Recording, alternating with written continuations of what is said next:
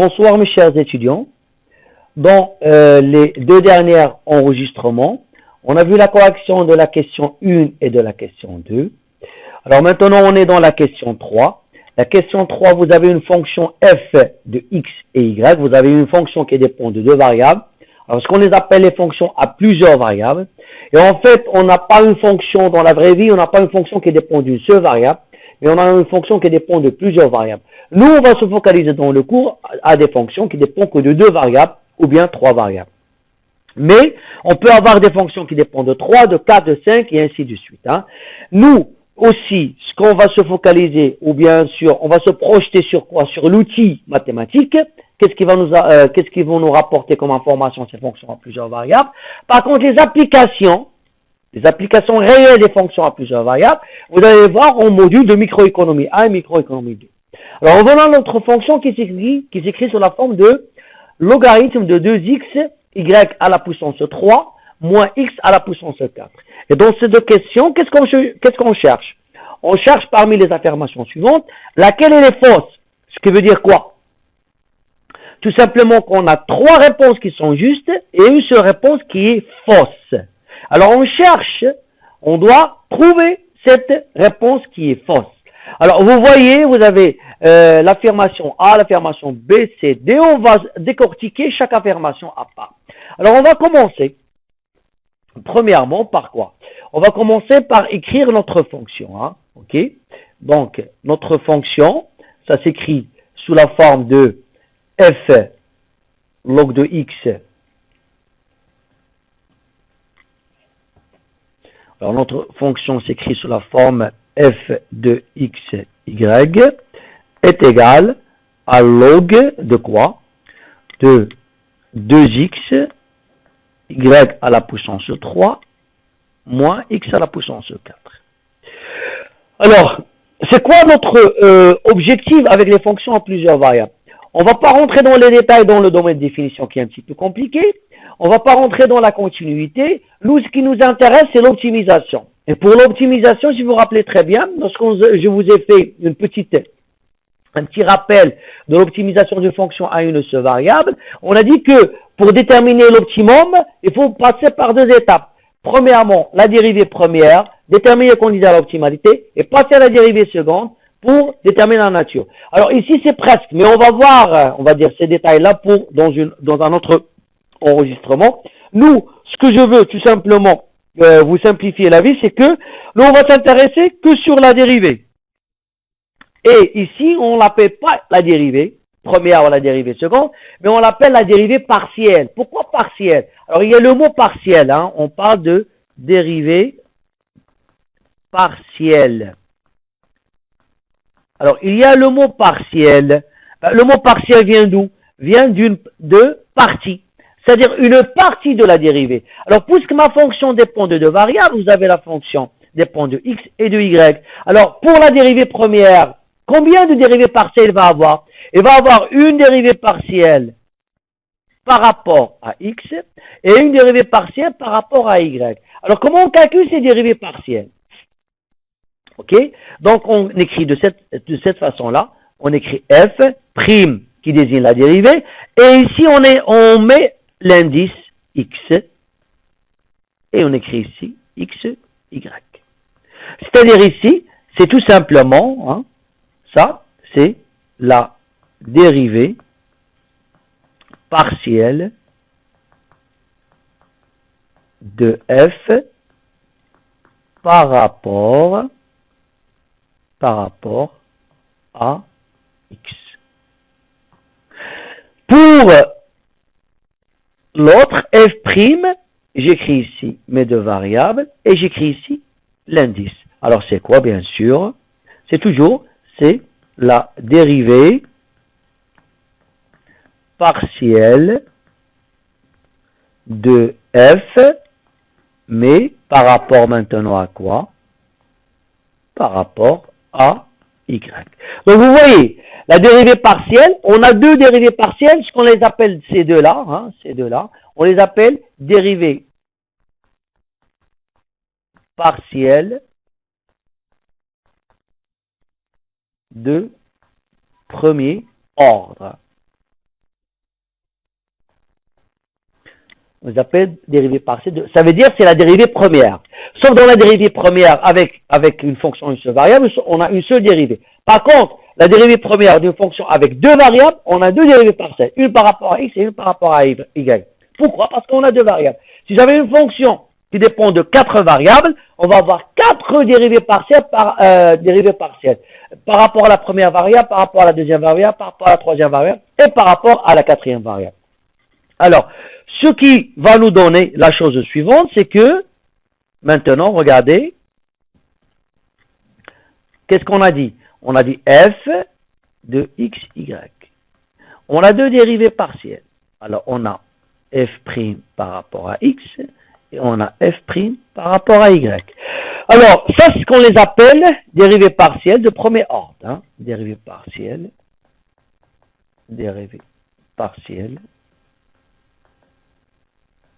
de premier ordre. Maintenant, si je veux faire la dérivée seconde, ce qu'on va l'appeler dérivée partielle de second ordre. Chaque dérivée partielle de premier ordre, on va la dériver deux fois. Pourquoi? Parce que toujours notre fonction dépend de deux variables. Ok?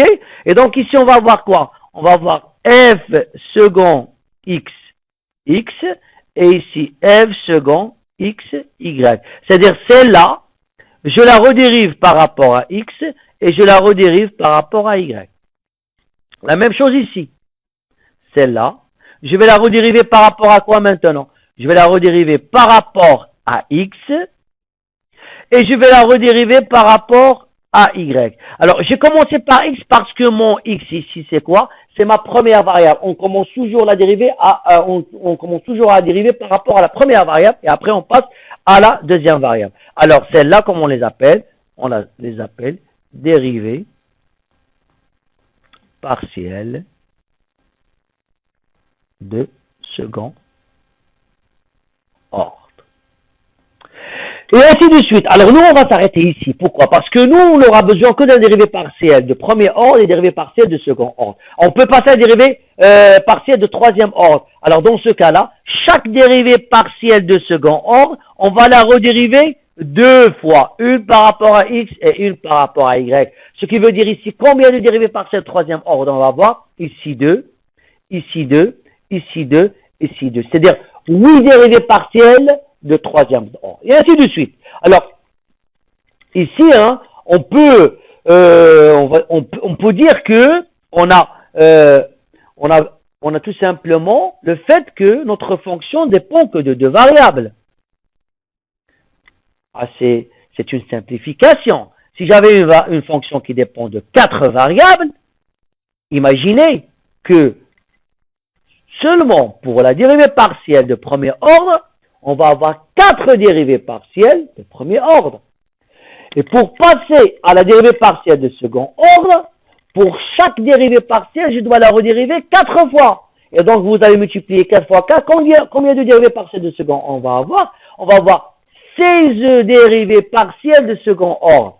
Donc, vous voyez, tant qu'il y a de variables, tant qu'il y a de dérivées partielles. Nous, on va se focaliser que sur les dérivées partielles de premier ordre et deuxième ordre, et que pour les fonctions avec 2 variables, ou bien avec 3 variables. On est d'accord? Très bien. Revenons maintenant à notre fonction. Notre fonction f de x, y s'écrit sous la forme de quoi? Log de 2x y à la puissance 2x y à la puissance 3 moins x à la puissance 4. On est d'accord? Très bien. Alors, dites-moi ici, comment on fait la dérivée partielle, tout simplement, par rapport à x et par rapport à y? C'est très simple. Premièrement, on sait comment on dérive le log. On l'a déjà vu. C'est quoi la dérivée de log? Log de f de x. C'est quoi sa dérivée? C'est f' de x sur f de x. D'accord? Donc, la dérivée de log, c'est f' de x sur f. Ça, lorsque ma fonction dépend d'une seule variable. Maintenant, notre fonction dépend de deux variables. On va faire la même chose. Regardez, je vais dériver, je vais calculer f' par rapport à x de xy. Je vais utiliser, on va dire, cette propriété. Ça va nous donner quoi? Regardez, suivez-moi. Donc, je vais écrire, regardez, je vais écrire tout simplement. Alors, la fonction, donc log de f, sa dérivée c'est quoi? C'est f' sur f. Alors ici, on a log de 2x, y à la puissance 3, moins x à la puissance 4. Donc, je vais prendre ce qui se trouve à l'intérieur de log. J'écris comme ça. 2x, y à la puissance 3, moins x à la puissance 4, prime, et je vais mettre ici x. C'est-à-dire, je vais dériver par rapport à x. Et je divise par 2x, y à la puissance 3, moins x à la puissance 4. Vous voyez? Là où je vais dériver, je dois dériver par rapport à x, parce que je cherche ma dérivée partielle par rapport à x. Alors, comment je vais faire ici? Alors, le y ici, qu'est-ce qu'il représente par rapport à x? Il représente, c'est une constante, c'est pas une variable. Parce que le y, il est indépendant par rapport à x. Et dans ce cas-là, lorsque je dérive y par rapport à x, c'est 0. Alors, lorsqu'il s'agit d'un produit, le y ici, il va jouer le même rôle que 2. Lorsque je vais dériver ici, qu'est-ce que je vais dériver? 2 fois x fois y à la puissance 3, je vais dériver que x. C'est quoi la dérivée de x? C'est 1. Alors, qu'est-ce qui va me rester? 2y à la puissance 3. Alors, y, il va jouer le rôle de quoi? D'une constante. Moins x à la puissance 4, je vais la dériver, c'est simple, c'est 4x à la puissance 3. Et je divise par quoi? 2x, y à la puissance 3, moins x à la puissance 4. Donc, vous voyez, c'est simple. Si je veux dériver maintenant par rapport à y, on va faire la même chose. Hein. Alors, f' par rapport à y. On est d'accord? X, y. Donc, je vais écrire, je vais utiliser la méthode, bien sûr, de quoi? De comment on calcule, comment on dérive le log. Donc, je prends ce qui se trouve à l'intérieur du log, c'est quoi? C'est 2x, y à la puissance 3, moins x à la puissance 4, prime par rapport à quoi? Par rapport à y. Et je divise par quoi? Par 2x, y à la puissance 3, moins x à la puissance 4 est égal. Alors maintenant, je vais dériver par rapport à y. Alors, x, ça désigne quoi pour y? C'est une constante. Le x, il va jouer, ici, le x, il va jouer le même rôle que 2. Donc, puisque c'est un produit, donc je ne vais pas toucher 2 fois x. Qu'est-ce que je vais dériver? Je vais dériver y à la puissance 4. Alors, regardez, 2 fois x, je la laisse. Et je dérive y à la puissance 4 par rapport à y. C'est quoi? C'est multiplié par y, 4y à la puissance 3. Vous êtes d'accord avec moi? Moins, ici, qu'est-ce que vous avez? Vous avez x à la puissance 4. Est-ce qu'il y a le y? Non. Et c'est quoi x pour y? Parce que je dérive moi par rapport à y. C'est quoi x pour y? C'est une constante. Et c'est quoi la dérivée d'une constante? C'est 0. Vous voyez? Pourquoi ici c'est 0? Parce qu'il n'y a pas y. Donc ici, je m'arrête ici là, et j'écris moins 0, divisé par 2x, y à la puissance 3, pardon.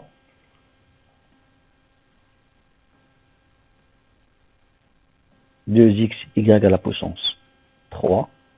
Pardon, j'ai commis une petite erreur ici. Hein. C'est pas ici, c'est pas 4. Hein. C'est pas 4. Alors, je vais la refaire. C'est pas grave, hein. Je vais la refaire. C'est très bien. Je vais la refaire.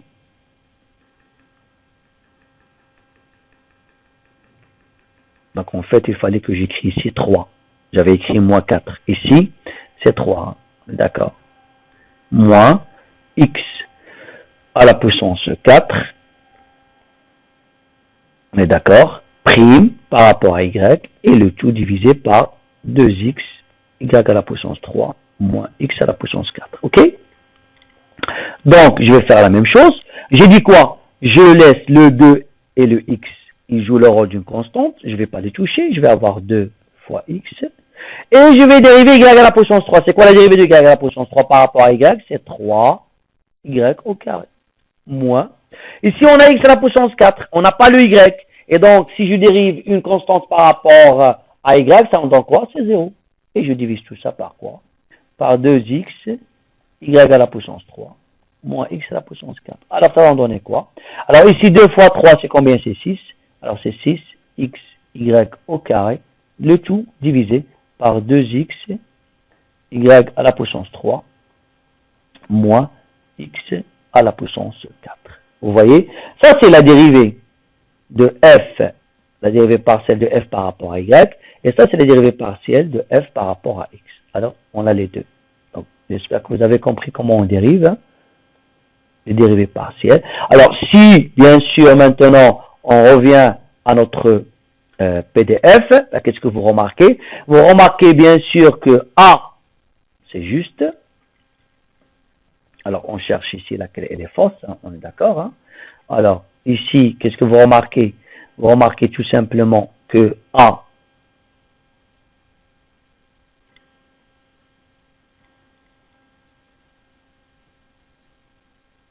que C, elle est juste, c'est 6xy au carré sur 2xy à la puissance 3 moins x à la puissance 4, on est d'accord?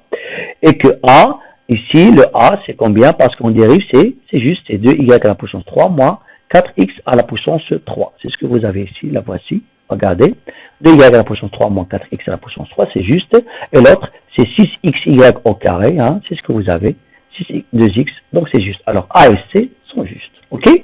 Très bien. Donc, nous, on cherche ce qu'il faut. On est d'accord? Il nous reste B et D. Alors, B et D, c'est homogène. On va voir autre chose maintenant. C'est quoi homogène? Alors, la propriété d'homogénéité, ça se trouve que dans les fonctions à plusieurs variables. On ne le trouve pas dans les fonctions à, tout simplement, à une seule variable. Alors, la même chose, les applications de l'homogénéité, vous allez le voir tout simplement en microéconomie. Moi, je vais vous donner ici la propriété, l'outil, hein. Alors, revenons à notre page ici, hein, OK. Donc, on va prendre une nouvelle page et je vais parler maintenant de l'homogénéité. Alors, fonction homogène, hein, c'est quoi une fonction homogène? Alors, f de x, y est homogène. Alors, si et seulement si, c'est-à-dire on a une équivalence. Qu'est-ce qu'on doit vérifier? Alors, on doit vérifier la chose suivante.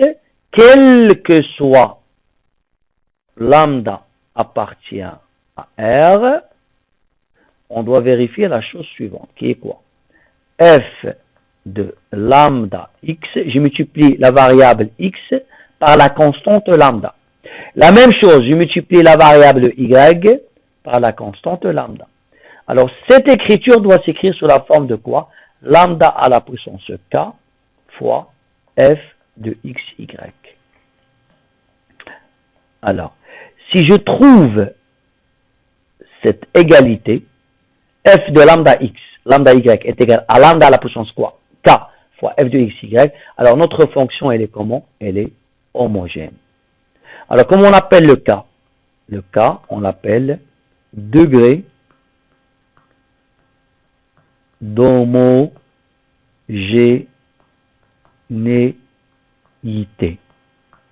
Le degré d'homogénéité. On est d'accord?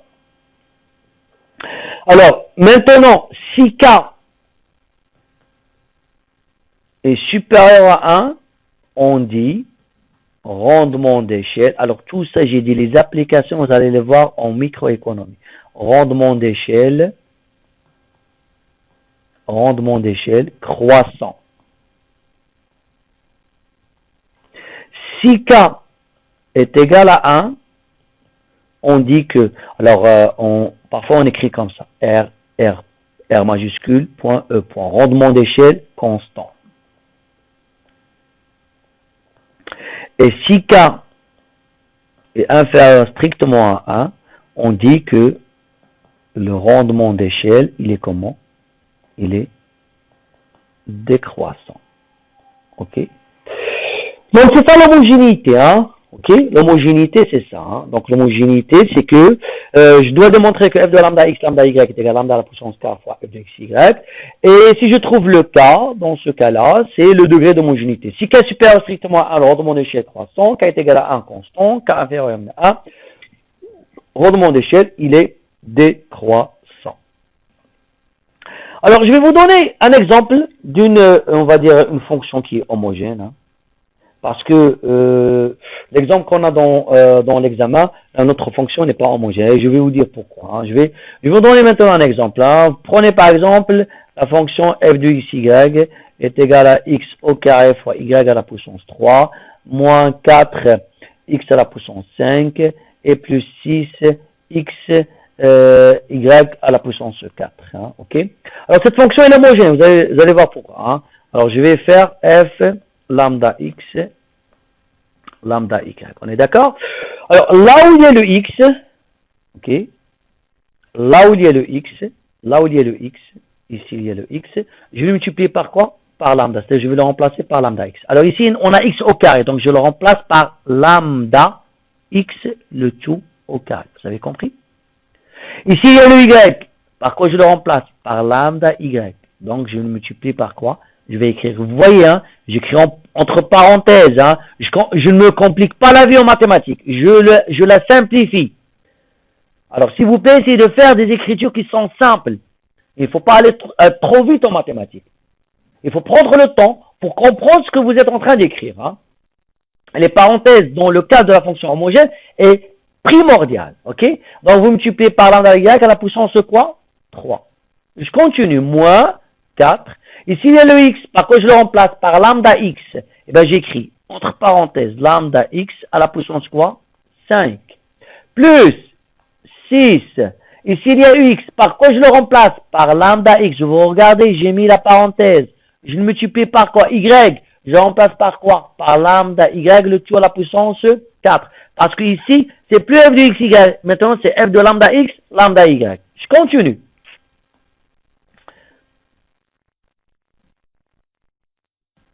Alors, maintenant, je vais essayer d'enlever les parenthèses. Mais d'enlever les parenthèses et de, tout simplement, il faut ici développer avec la puissance. Alors, si j'ai ici lambda fois x le tout au carré, ça devient quoi? Ça devient lambda au carré fois x au carré. Multiplié. Ici, j'ai lambda fois y à la puissance 3, ça devient quoi? Lambda à la puissance 3 fois y à la puissance 3. Moins 4. Ici, qu'est-ce que je vais avoir? Lambda à la puissance 5 fois x à la puissance 5 plus, ok, ici qu'est-ce que je vais avoir? 6 lambda x parce que la puissance c'est 1, et ici je vais avoir lambda à la puissance 4 fois y à la puissance 4. C'est bon? Continuons. Alors ici, on a lambda au carré, x au carré, lambda. Alors je vais tout simplement rendre l'écriture très simple pour que je puisse faire une petite chose. Regardez, je vais écrire maintenant lambda au carré, la voici, et je vais ramener celle-là ici, lambda à la puissance 3, je peux le faire parce que c'est un produit, fois x au carré, fois y à la puissance 3, moins 4, ici je ne vais rien faire, lambda à la puissance 5, x à la puissance 5, plus 6, ici je vais faire la même chose, lambda, je vais ramener lambda à la puissance 4 ici, et je multiplie x, et y à la puissance 4. Alors, qu'est-ce que vous pouvez me dire ici? Lambda au carré fois lambda à la puissance 3. Alors, tout le monde sait la chose suivante, hein. Toujours, je dois faire des petites révisions, hein. Alors, tout le monde sait que a à la puissance n fois a à la puissance m, c'est quoi? C'est a à la puissance n plus m. Ok? Ben, c'est ce qu'on va faire ici, nous. Combien ça vaut lambda à la puissance 2 fois lambda à la puissance 3? C'est lambda à la puissance 2 plus 3, qui est lambda à la puissance 5, fois x au carré, y à la puissance 3, moins, ici je ne vais rien faire, 4 lambda à la puissance 5 fois x à la puissance 5, et je le réécris, plus 6, qu'est-ce que vous avez ici? Lambda fois lambda à la puissance 4, c'est combien? C'est lambda à la puissance 5 fois x fois y à la puissance 4. Alors qu'est-ce que vous remarquez? Qu'est-ce que vous remarquez ici? Vous avez ici lambda à la puissance 5, lambda à la puissance 5, lambda à la puissance 5. Qu'est-ce que je vais faire? Je vais la mettre en facteur commun. Facteur de quoi? de x au carré y à la puissance 3 moins 4 fois quoi? Fois x à la puissance 5 plus 6 fois quoi? X, y à la puissance 4. Vous avez vu? Et donc, c'est quoi ça? Celle-là. Ben, bien sûr, celle-là, ça se ressemble à cette écriture-là. Vous êtes d'accord avec moi? Alors, en fait, cette écriture-là, c'est quoi? C'est notre fameuse fonction. Donc, je l'écris sous la forme de quoi? Lambda à la puissance 5 fois k fois f de x, y. Ce qui veut dire ici quoi? Que notre fonction, elle est comment? Elle est homogène, ok? Et son degré d'homogénéité, c'est combien? C'est 5. Et bien, si le degré d'homogénéité, c'est 5, ça veut dire 5, il est supérieur strictement à 1, ça veut dire que son rendement d'échelle, il est comment? Son rendement d'échelle, il est croissant. Vous avez vu combien d'informations j'ai pu mettre en évidence à partir d'étudier l'homogénéité de la fonction f. Alors, notre fonction f, elle est homogène, 2 degrés 5. 5 est supérieur strictement à 1, c'est-à-dire que le rendement d'échelle, il est comment? Il est croissant. Okay? Alors, revenons maintenant à notre exercice. Notre fonction, qui est quoi? C'était quoi?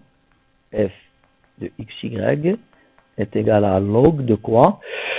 Log de 2xy à la puissance 3 moins x à la puissance 4. Alors, pour parler de l'homogénéité, qu'est-ce que je vais faire? Je vais calculer f de lambda x, lambda y. Là où il y a le x, je le remplace par lambda x. Là où il y a y, je le remplace par lambda y. Donc, je vais avoir ici log de quoi? Alors, 2, je remplace le x par lambda x, on est d'accord. Je remplace le y par quoi? Par lambda y à la puissance quoi? 3. Moins, je remplace le x par quoi? Par lambda x, le tout à la puissance 4. Ok, je continue. Alors, c'est log. Alors, je vais enlever les parenthèses. C'est 2 ici, lambda x, on est d'accord. Et ici, hein, bien sûr, c'est quoi? C'est lambda à la puissance 3, y à la puissance 3. Moins, ici, qu'est-ce qu'on aura? Moins lambda à la puissance 4. Et bien sûr, x à la puissance 4. On est d'accord? Et donc, je continue. Donc, je vais avoir log. Et ben, je vais faire la même chose que tout à l'heure. Je vais écrire c'est 2 fois lambda à la puissance 3 fois x fois y à la puissance 3. Ici, je la laisse comme elle est, moins lambda à la puissance 4, x à la puissance 4. Alors, je continue, ça me donne ici log. Hein. Alors, combien ça vaut celle-là? Ça vaut lambda à la puissance 4. Hein, ok. Fois x, y à la puissance 3, moins lambda à la puissance 4, x à la puissance 4. Je continue. Alors, log, alors qu'est-ce que vous remarquez? Vous avez lambda à la puissance 4, lambda à la puissance 4. Je peux la mettre en facteur commun, c'est lambda à la puissance 4, facteur de 2, x, y à la puissance 3, moins x à la puissance 4. Ok? Alors, ici, hein, qu'est-ce qu'on a trouvé? On a trouvé c'est log de lambda à la puissance 4 multiplié par ça. Ben, ça, c'est quoi? Ça ne sert à rien. Parce que nous, qu'est-ce qu'on a? La fonction f, c'est quoi? C'est le log. Est-ce que je peux faire autrement? Est-ce que le lambda à la puissance 4 peut sortir de log? Il ne pourrait pas sortir de log. Parce que je dois avoir quoi? Je dois avoir lambda à la puissance k fois f. Et le f ici, c'est quoi? C'est le log. C'est-à-dire que mon lambda doit sortir de log. Alors, on n'a pas cette écriture-là. Ok? Le lambda, ça, il va rester toujours à l'intérieur du log. Ce qui veut dire ici que notre fonction ne pourrait pas être homogène. Et la plupart des fonctions logarithmes et les fonctions exponentielles, ils ne sont pas homogènes. Ça, c'est une astuce qu'il faut avoir toujours dans la tête. Ok? Alors, notre fonction n'est pas homogène. Ben, si notre fonction n'est pas homogène, alors ici, si je reviens à mes affirmations, alors, vous avez ici B, f de xy est homogène de degré 4. Et vous avez D, f de xy n'est pas homogène. Alors, f de xy n'est pas homogène, c'est juste, mais l'affirmation qui est fausse, c'est quoi? C'est que f de xy est homogène de degré 4, notre fonction n'est pas homogène. Donc, la réponse fausse, c'est l'affirmation B. Vous avez vu? Très bien. Alors, on va passer directement à la question 3 parce que ça se ressemble à la question 2 avec la question 3. Et dans la question 3, qu'est-ce qu'on a? On a la fonction qui est log de xy moins y au carré. Hein. Vous avez log de xy moins y au carré, presque la même chose que dans la question 3. Et on vous demande parmi les affirmations suivantes laquelle elle est juste. Ce qui veut dire ici qu'il y a 3 fausses et une qui est juste. On est d'accord? Alors, donc, ici, vous remarquez, vous avez la fonction logarithme. Regardez, qu'est-ce que je vous dis? Qu'est-ce que je vous dis dans l'affirmation B? Je vous dis dans l'affirmation B, f de y est homogène de degré 2. Et moi, qu'est-ce que je viens de vous dire? Que une fonction logarithme et la fonction exponentielle, c'est rare qu'on trouve une fonction logarithme et exponentielle qui soit homogène. Ce que veut dire ici que la fonction f de xy n'est pas homogène. Alors, l'affirmation B, elle est fausse. L'affirmation B, elle est fausse. Donc, elle n'est pas homogène. Et je vous ai démontré pourquoi. Parce que le lambda reste à l'intérieur de log. Il ne sort pas de la fonction logarithme. Alors, l'affirmation B, elle est fausse. Alors, on va chercher parmi les trois qui restent le A et le C et le D. Est-ce que, bien sûr, tout simplement, notre soit le A, soit le C, le D, et c'est une affirmation juste. Alors, on va commencer par D. Je vais laisser les A et les C après. Pourquoi? Parce que A et C, ça se ressemble. On va commencer par D. Alors, le D, qu'est-ce qu'on a? On a le E, XF, 1, 0 est égal à 0. Alors, on va comprendre c'est quoi ça. Hein? OK? Donc, qu'est-ce qu'on a? Alors, on revient à notre page. Je vais prendre une page vide. Et donc, on a regardé, on a... alors, je vais prendre une autre couleur, pardon.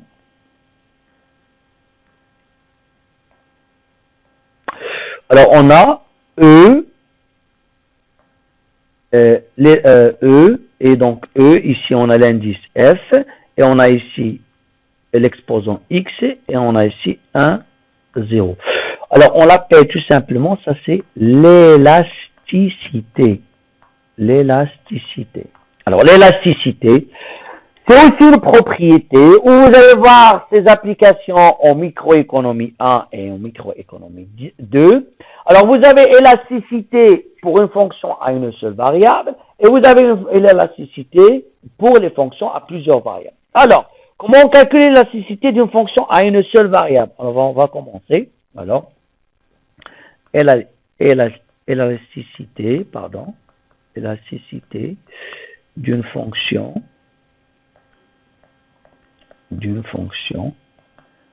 à une seule variable. C'est très simple. Alors, si vous voulez calculer l'élasticité de f, on écrit comme ça, et on écrit de a. C'est-à-dire, on calcule toujours l'élasticité par rapport à un point, pardon. Ok, par rapport à un point. On ne calcule pas l'élasticité, on va dire dans le cas général. On le calcule par rapport à un point. Alors, le A, je dois vous le donner. On est d'accord? Alors, c'est simple, hein, donc c'est pas trop difficile. C'est A multiplié par la dérivée de f au point A et divisé par f au point A. Ça y est, c'est ça l'élasticité. Alors, par exemple, si f de x est égal à 3x au carré moins 1, alors, et je veux calculer l'élasticité de f au point 1, alors c'est quoi? C'est tout simplement, alors c'est 1, je vais mettre ici 2, hein. Je vais mettre ici 2, alors c'est 2 multiplié par quoi? Alors, je dois dériver f, c'est quoi la dérivée de f? Ici, la dérivée de f, c'est 6x. Mais 6x au point quoi? Au point 2. On est d'accord? Donc, je dois remplacer le x par quoi? Je dois le remplacer par 2. Alors, je n'ai pas aimé cette écriture-là.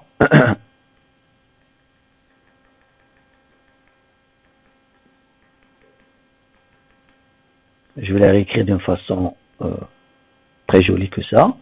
Alors, on va la calculer au point 2. OK? Donc, c'est 2 fois f' de 2 sur f de 2. Mais d'accord? Ça, c'est mieux. Alors, pour calculer f' de 2, je dois calculer f' de x. f' de x est égal à combien? C'est égal à 6x. Ce qui va nous donner que f' de 2, c'est égal à combien? C'est 6 fois 2. 6 fois 2, c'est combien? C'est 12. Après, je vais calculer f de 2. Alors, f de 2, je remplace le x par 2, c'est-à-dire 3 fois 2. Le x, je remplace par 2, c'est 2 au carré moins 1. Alors, 2 au carré, c'est combien? C'est 4. 4 fois 3, c'est 12. Et 12 moins 1, c'est combien? C'est 11. Et après, je remplace ici. Ça me donne quoi? Ça me donne 2. Combien ça vaut f' de 2? C'est 12. Divisé par combien? Divisé par 11. Ce qui va me donner ici, c'est combien? C'est 24 sur 11. Ok? Ça, c'est l'élasticité de la fonction f au point 2. Ok? Très bien. Maintenant, on va le voir pour une fonction à deux variables. Alors, l'élasticité, hein? Alors, si j'ai une fonction f de xy, et je veux calculer l'élasticité, donc qu'est-ce qu'on a? Alors, on a élasticité de f par rapport à x. Alors ici, on va pas avoir un point avec, on va pas avoir un point, mais on va avoir un couple AB parce qu'on a xy, ok? Alors c'est quoi? Alors pourquoi ici on a x? Alors parce que lorsqu'on calcule l'élasticité, on utilise la dérivée. Lorsque j'avais une fonction à une seule variable, combien de dérivées j'ai ici? Une seule dérivée, une dérivée première. Mais lorsque je vais passer à une fonction à deux variables, combien de dérivées partielles j'ai ici de premier ordre? J'ai deux dérivées partielles, une par rapport à x et une par rapport à y. Ce qui veut dire ici quoi? Ça veut dire qu'on va avoir deux élasticités. Une élasticité par rapport à x et une élasticité par rapport à y. Alors ici, on va avoir très simplement, c'est a multiplié par la dérivée partielle de f par rapport à x au point AB sur f de AB. On est d'accord?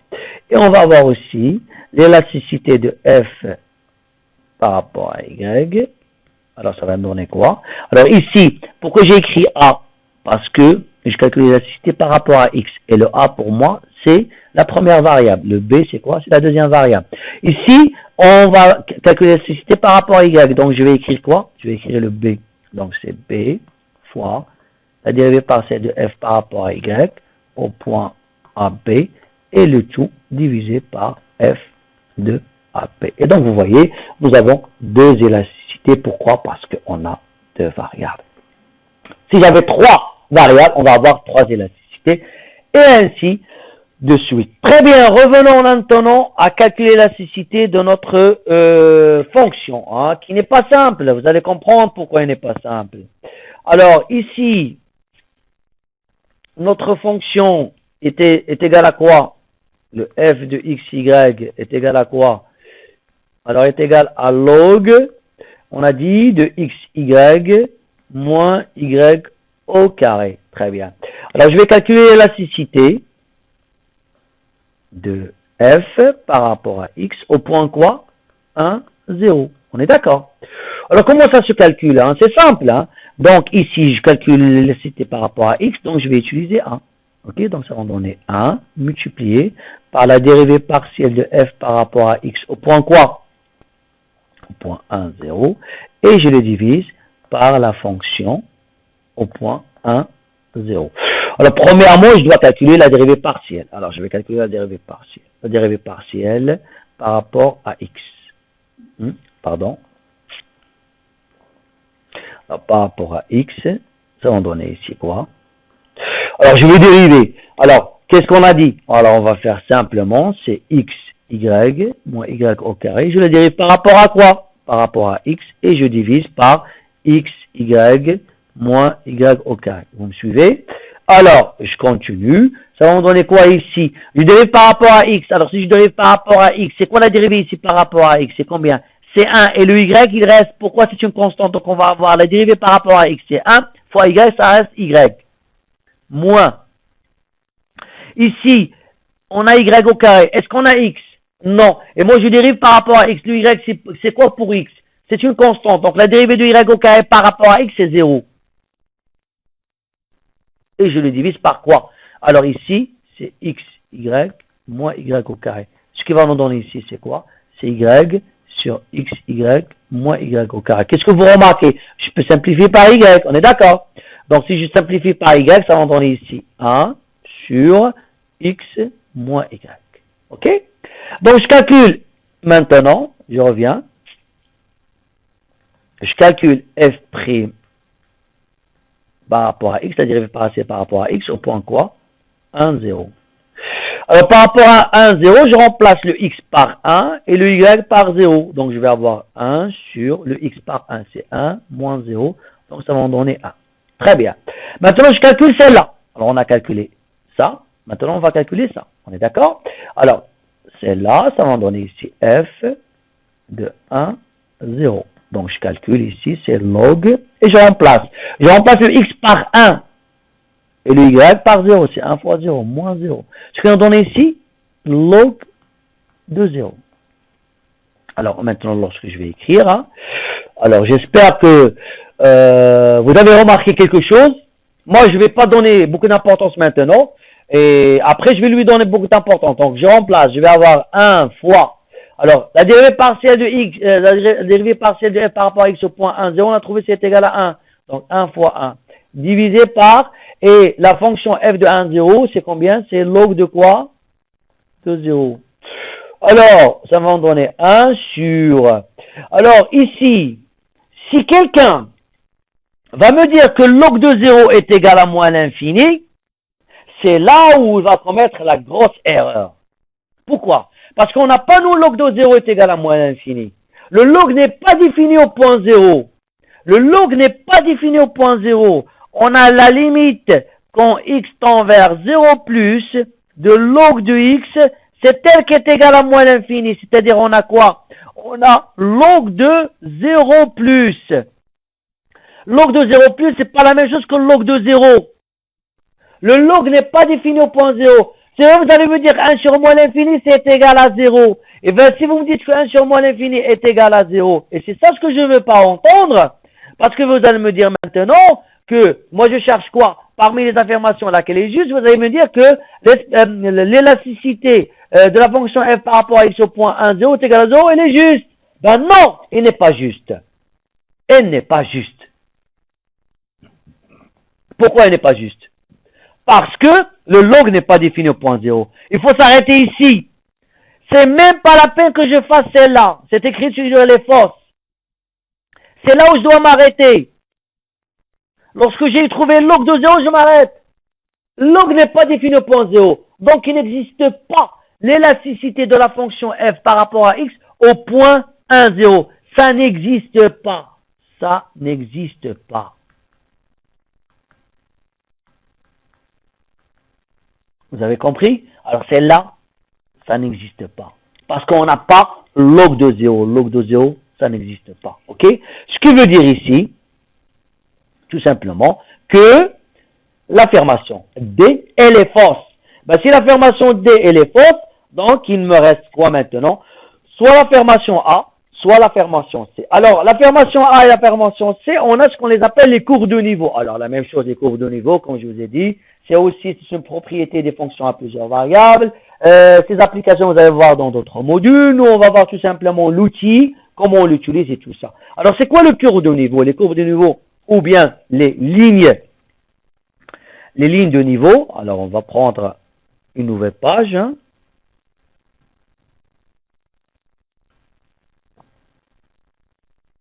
J'espère que vous me suivez.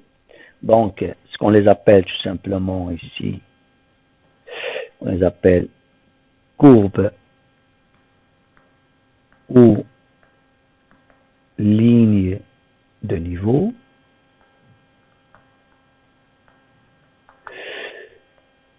Alors, en fait, courbe ou ligne de niveau, qu'est-ce qu'on cherche?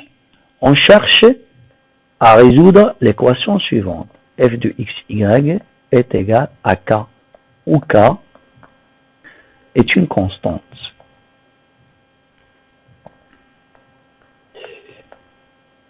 Et qu'est-ce qu'on cherche à partir de cette équation-là? Lorsqu'on la résout, on veut écrire soit x par rapport à y,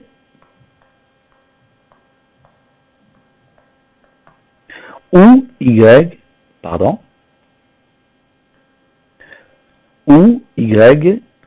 rapport à x. Lorsqu'on la résout, on veut écrire soit x par rapport à y ou y par rapport à x. Alors, l'écriture de x par rapport à y ou y par rapport à x, ce qu'on les appelle, nous, les courbes de niveau.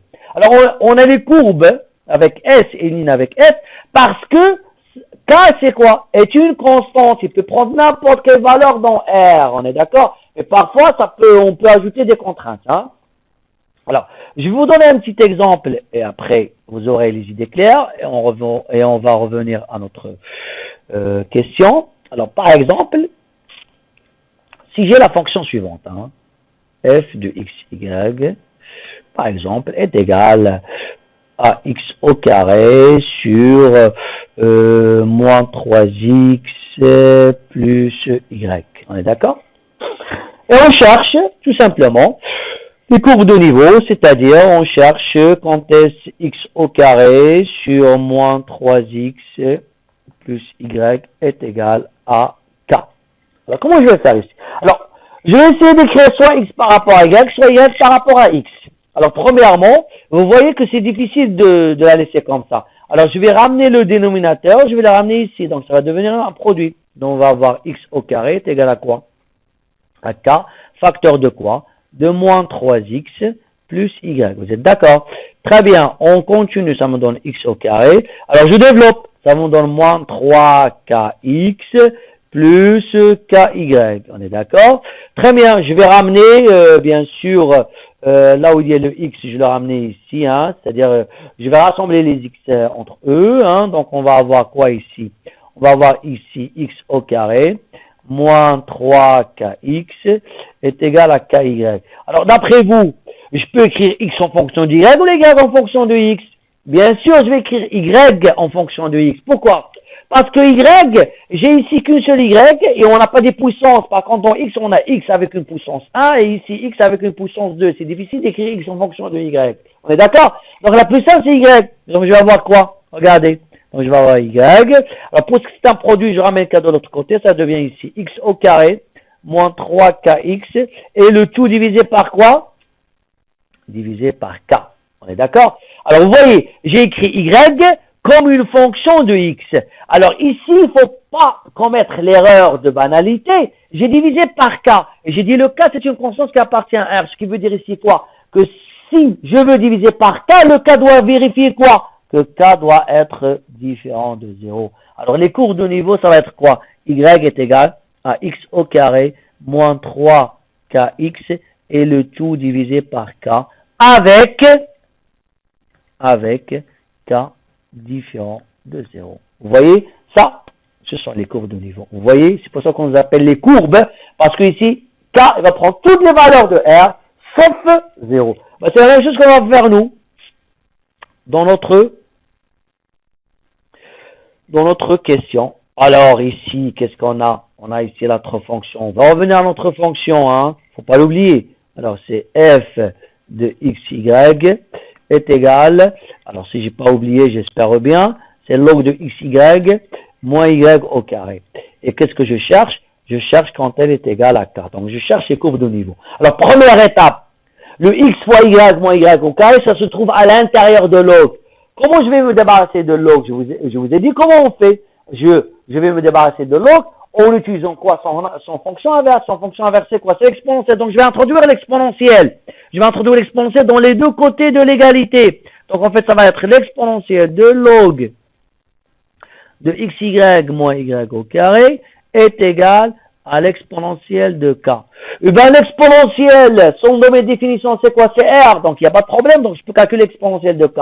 Et l'exponentiel avec le log, ça s'en va, ça devient quoi? Ça devient x, y, moins y au carré est égal à l'exponentiel de k. Ok? Donc k ici appartient à R, il n'y a pas de problème. Continuons. Maintenant, qu'est-ce que vous remarquez? Je vais écrire x, y en fonction de x ou les x en fonction de y? Ah non, je vais écrire x en fonction de y parce que x ici, on a une puissance 1 et on n'a pas une autre x qui est avec une autre puissance différente de 1. Par contre, y, on a une y avec une puissance 1, une y avec une puissance 2. Ça va être difficile d'écrire y en fonction de x. On est d'accord? Donc, je vais écrire x en fonction de y. Ce qui veut dire ici, je vais me ramener moins y au carré de l'autre côté. Donc, je vais avoir ici x fois y est égal à l'exponentiel de k. Si je ramène moins y au carré de l'autre côté, ça devient plus y au carré. On est d'accord? Je continue.